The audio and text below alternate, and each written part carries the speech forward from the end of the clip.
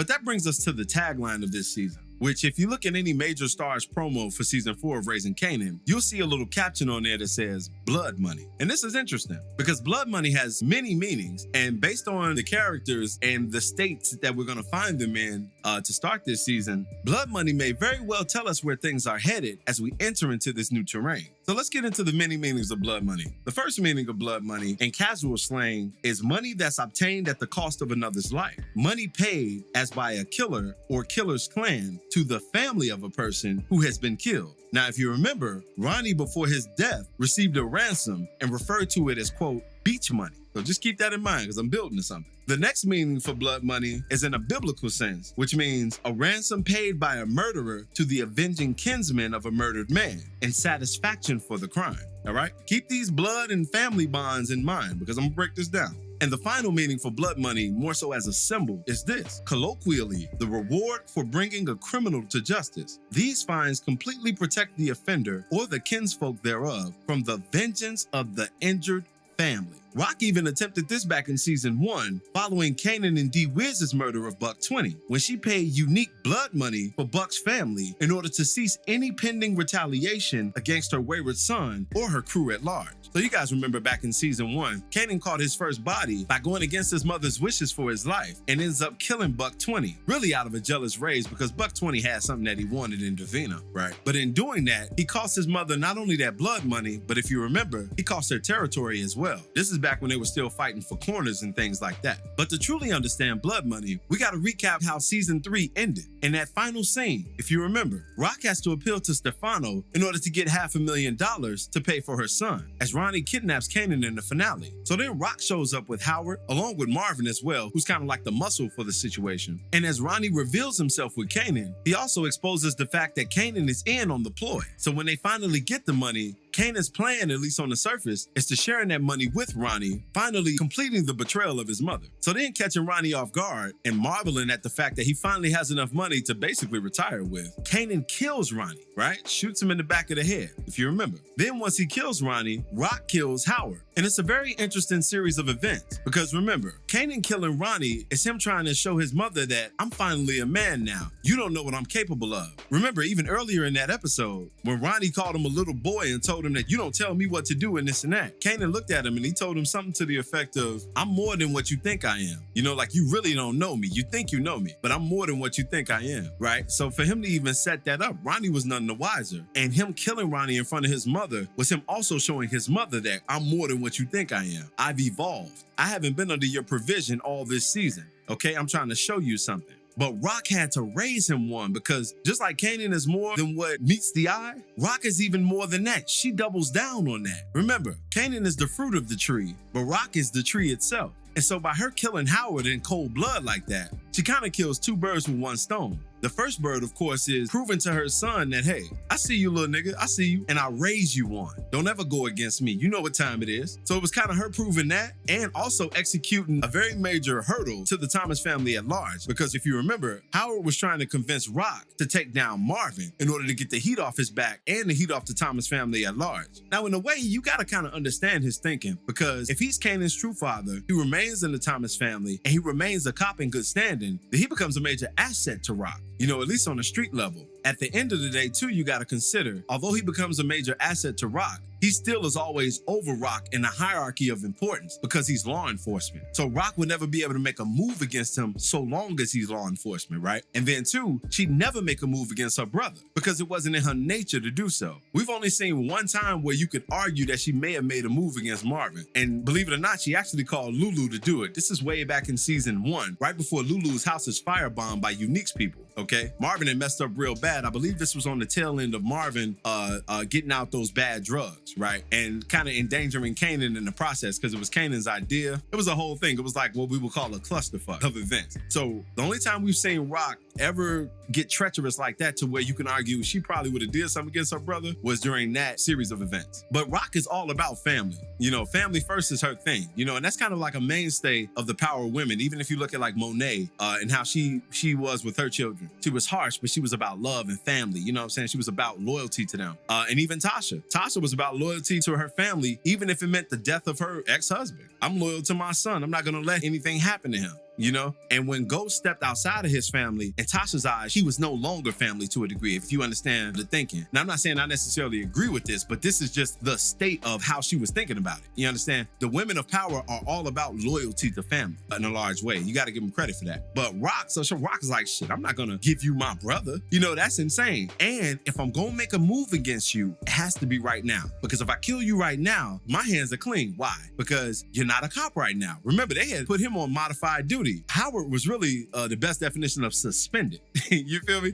So he was on the outs with the cops. The feds had a probe all in them, if you will. You know, they were all, you know, I'm not trying to be crass, but you know, the feds were on him. And Rock said, hey, I got to take this opportunity now to get you up out of here. But she was proving a point to her son at the same time. I don't want to lose the point. Then they take the money. They literally take the money that they brought. And now they're empowered because remember, Rock was going to put up her house and her businesses and stuff as collateral along with that money in order to pay back Stefano, you know, to kind of give him some incentive to help her, right? So going into season 4, she's low-key going to kind of be indebted to him, but I'll get into that in a second. But they walk off with the money. They killed Ronnie. And we got to remember, Unique is witnessing this all, okay? So Unique witnesses the death of his brother, or really the murder of his brother, who tried to murder him, and he didn't even get a chance to get back at him for that, right? So there's a violent energy that's simmering within Unique, you know? And that energy, because it didn't get a chance to be released on the culprit, it will be released on the Thomas family. And one thing that I can see Unique doing, and this brings the point home, they owe Unique blood money for that. Because you've taken, in Unique's side, and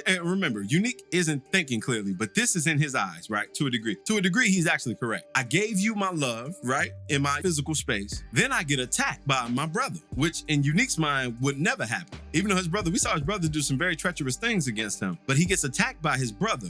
Then all of a sudden, after that, once I'm out the picture, Rock reclaims my territory, which in seasons past is something that she's done against Unique. Because remember, they weren't always friendly, but when they were ops one to the other, Rock was all about taking Unique's territory. They were fighting for territory. So Rock told Unique that she was out the game because at the time she really was. Then Unique gets attacked by his brother. Rock reclaims that territory that Unique now just was up in the air. He didn't have anymore, and he didn't have really any motion in anyway. So she claims it for herself and begins to establish motion in it because that's truly who Rock is at heart. She is a hustler. And then we see that, and remember, this is from Unique's eyes, the person who attacks Unique and tried to kill him, then they kill him. I'm talking about the Thomas family. They kill Ronnie, and then they walk off with all this money. So in Unique's eyes, he's looking at it like, did y'all pay this dude to do this to me and then betray him and take the money back?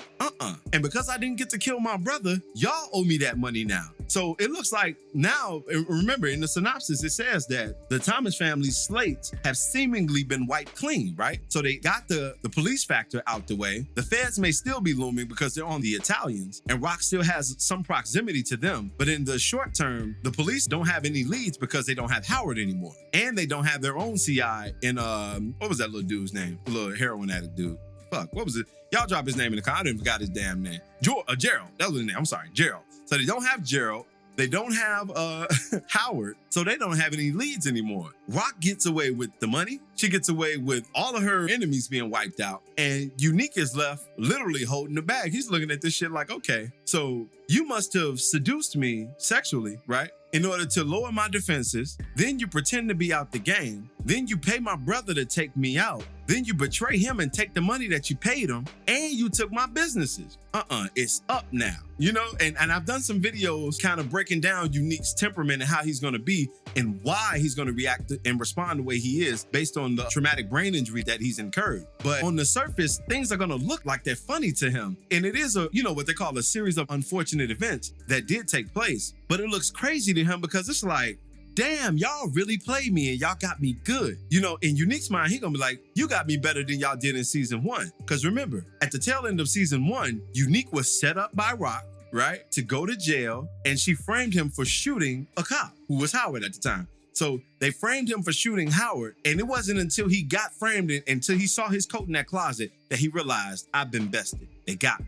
And if you're accused of shooting a cop, they're not looking to see if it was really you or whatever the case. As soon as they get a suspect, they own your ass. They came in there like Army or 2 or Call of Duty or some shit and got Unique up out of here, took him to the pen. So I say that to say there's a history, there's context for him being set up by this person. And in his newfound mind state, which comes with fuzziness and cloudiness and a lack of clarity and all these different things, to him, these events are gonna look like, hey, y'all played me and y'all owe me. So blood money directly relates to Unique, and there's a reason that Unique is mentioned in the synopsis, because y'all gonna pay me or I'm gonna attack y'all until I've been made whole. I think that's where Unique is coming from with this shit. And I think that's why blood money is the leading tagline. You know, we're gonna see that come up. At least, you know how they do in the first 5 episodes, and then things may change, you know, based on where the story goes. But I think that's going to be Unique's launching pad. The Thomas family has wronged me and they owe me. And it's going to be all hands on deck in order to get this guy out of the paint. So it's going to be interesting to see where this thing goes. And I think Kanan is going to be essential to smoothing that relationship over if he can, because there's a lot of things the Thomas family doesn't know that will be revealed, but they don't know that